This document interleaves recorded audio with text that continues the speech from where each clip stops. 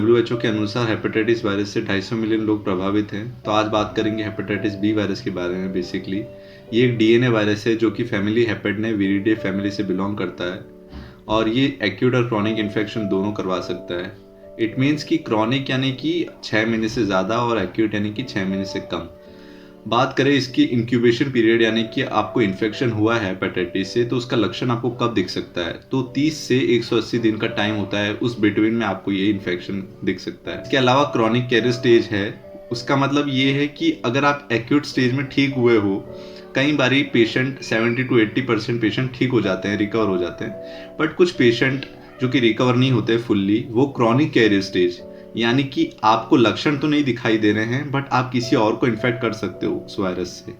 तो ये भी चीज़ ध्यान में रखने वाली बात है कि अगर आपको एक्यूट स्टेज हुआ है तो अगर आप रिकवर हो गए उसके बाद आप लीवर फंक्शन टेस्ट करवाएं और सरफेस एंटीजन टेस्ट जिसे कि HbS-Ag करते हैं वो करवाएं, तो उससे आपको पता चल सकता है कि आप क्रॉनिक स्टेज में हो या नहीं हो। आइए जानते हैं हेपेटाइटिस बी वायरस का रूट ऑफ ट्रांसमिशन क्या है। मदर टू चाइल्ड ट्रांसमिशन, यानी कि अगर मदर हेपेटाइटिस बी वायरस से इन्फेक्टेड है तो डेफिनेटली वो चाइल्ड को करवा सकती है। और इसीलिए कहा जाता है कि फर्स्ट डोज जो कि 0 डोज होता है वो हेपेटाइटिस बी का तुरंत लगवा लें ताकि आप एक इम्यून हो जाए उस वायरस से।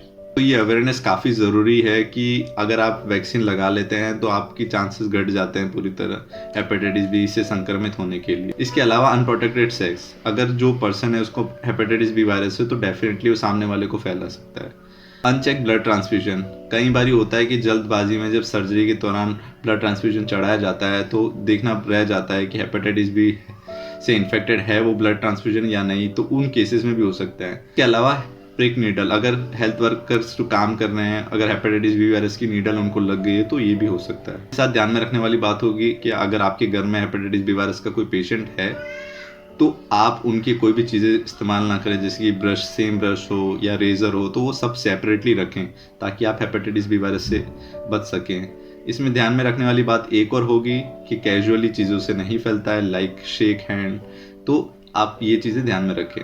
ये बात करते हैं हेपेटाइटिस बी वायरस के लक्षण के बारे में। तो सबसे पहले लक्षण जो कॉमनली देखा गया है वो एब्डोमिनल पेन, आपको पेट में दर्द होगा, आपकी आंखें पीली पड़ जाना, जॉन्डिस जैसे सिम्टम्स, वेट लॉस होना, भूख कम लगना, उल्टी का महसूस होना, ये कॉमनली लक्षण है। इसके अलावा डार्क यूरिन या फिर आपकी जो स्टूल है उसका कलर चेंज हो जाना, तो ये कॉमनली चीज़ें हैं जो हेपेटाइटिस बी वायरस के एक्यूट फेज में दिख सकती है।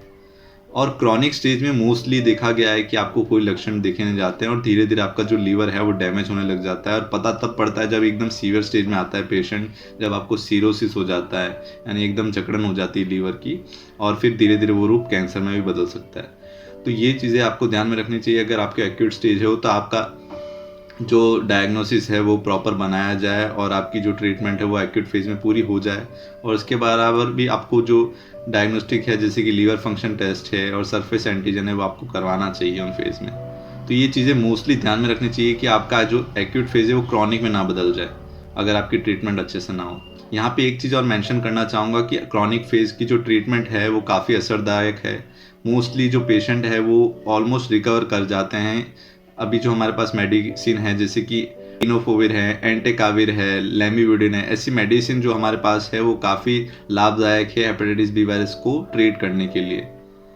बात करें इसकी डायग्नोसिस बनाने के लिए, अगर पेशेंट को पहचानना है तो पहले तो उनके जो सिम्टम्स है उस वजह से पहचान सकते हैं। इसके अलावा जो डायग्नोसिस फीचर बनता है उसमें लीवर फंक्शन टेस्ट कराया जाता है। आपको जो SGOT और SGPT मार्कर है अगर वो एबनॉर्मली हाई रहते हैं तो वो एक संकेत देता है। इसके साथ साथ आपका सरफेस एंटीजन टेस्ट करवाया जाता है, अगर वो पॉजिटिव आता है तो हम डायग्नोसिस बना सकते हैं। सरफेस एंटीजन के साथ ही साथ हमें एक चीज़ और नोटिस करनी पड़ती है वो कि हेपेटाइटिस बी DNA वायरस का टेस्ट करवाना। खुद दोनों देख के ही हम डायग्नोसिस बनाते हैं कि इसको कौन सा स्टेज है और वायरल रेप्लिकेशन, वायरल लोड कितना है हेपेटाइटिस वायरस का। तो ये काफ़ी इंपॉर्टेंट है इन बातों का, फिर उस हिसाब से ट्रीटमेंट बनती है और फिर हमें ठीक करना पड़ता है इन चीज़ों को। इसके अलावा मैं एक चीज़ और मेंशन करना चाहूँगा कि अगर आप क्रॉनिक स्टेज में हैं तो आप हर 6 महीने में आप अल्ट्रासाउंड करवाएं, आपके लीवर की स्टेज देखें, आपका लीवर कहीं कैंसर के रूप में तो नहीं बदल रहा सीरोसिस से कैंसर के रूप में, तो वो चीज़ें आपको ध्यान में रखनी चाहिए। एक चीज़ और मेंशन करना चाहूँगा कि आप क्रॉनिक स्टेज में हैं तो आपका SGPT मार्कर है वो आप 3 से 4 महीने में आप उसका टेस्ट करवाएं। हेपेटाइटिस बी DNA वायरस है वो आप 1 से 2 साल में आप करवा सकते हैं टेस्ट, तो इससे पता चल सकता है कि आपका क्रॉनिक कैरियर स्टेज है वो कहीं आगे तो नहीं बढ़ चुका है। तो ये चीज़ें आपको ध्यान में रखनी चाहिए और मेन चीज़ का प्रिवेंशन की है कि आप वैक्सीन लगाएं। आप कोई भी उम्र में वैक्सीन लगा सकते हैं। मेनली रिकमेंडेशन आपकी बर्थ डोज करवाई जाती है। केयर वर्कर है, अगर आपने बचपन में नहीं लगाई है वैक्सीन तो आप उस समय लगाएं वैक्सीन।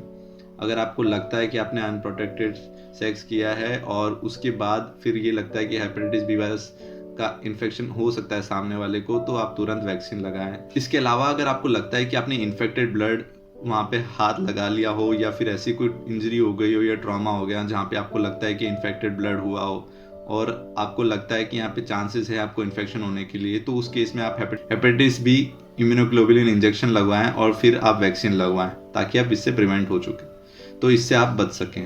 तो ये चीज़ें आपको ध्यान में रखनी चाहिए।